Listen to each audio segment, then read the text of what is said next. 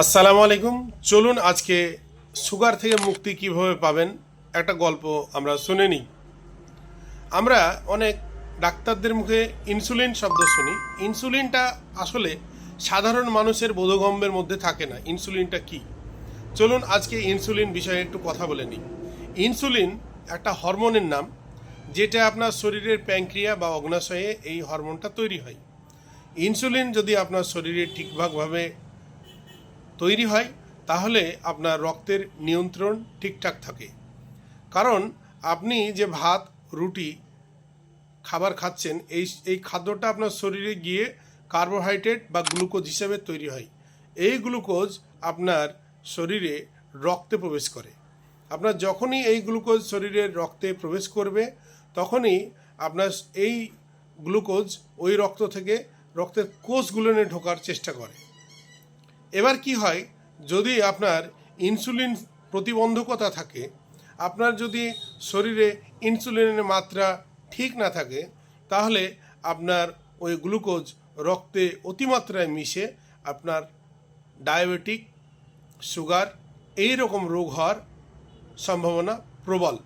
তাহলে আপনি এই ডায়াবেটিক, এই সুগার থেকে আপনাকে নিয়ন্ত্রণ পেতে হলে আপনার শরীরে জমে থাকা যে কার্বোহাইড্রেট সেটাকে কমিয়ে ফেলতে হবে। এটাকে যদি আপনি কমিয়ে ফেলেন তাহলে আপনি আপনার শরীরের যে ইনসুলিন আছে সেই ইনসুলিনের মাত্রা ধীরে ধীরে বাড়তে থাকবে এবং আপনার শরীরের যে গ্লুকোজ সেই গ্লুকোজ আপনার কোষের মাধ্যমে ঠিকঠাকভাবে প্রবেশ করতে পারবে। এবার যদি আপনি ঠিক মাত্রায় খাদ্য নিয়ন্ত্রণ করতে না পারেন, যেমন আপনি ভাত রুটি চিনি জাতীয় খাবার, এই খাবারগুলো আপনাদেরকে প্রাথমিক স্টেজে বন্ধ করতে হবে। খাবেন কি? তাহলে প্রচুর পরিমাণে সবুজ শাকসবজি এবং আঁশ জাতীয় যে খাবার, তা আপেল, আপনার নারিকেল, সবুজ শাকসবজির মধ্যে যেমন গাজর, হ্যাঁ, আপনার এই খাবারগুলো খেতে পারেন, যাতে প্রচুর আপনার ফাইবার আছে এবং আপনার শরীরের নিয়ন্ত্রণ রেখে দ্রুত কার্বোহাইড্রেট লেভেল কমিয়ে শরীরকে আপনার নিয়ন্ত্রণ রেখে আপনি সুগার থেকে মুক্তি পেতে পারেন।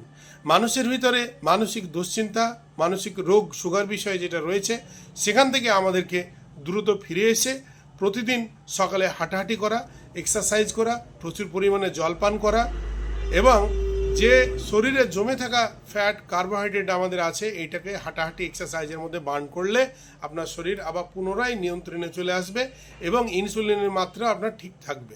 তাহলে ইনসুলিন একটা হরমোন, যে হরমোন আপনার প্যানক্রিয়াস বা অগ্নাশয়ে আবার পুনরায় তৈরি হলে আপনি আপনার শরীরকে আবার নিয়ন্ত্রণে রাখতে পারবেন।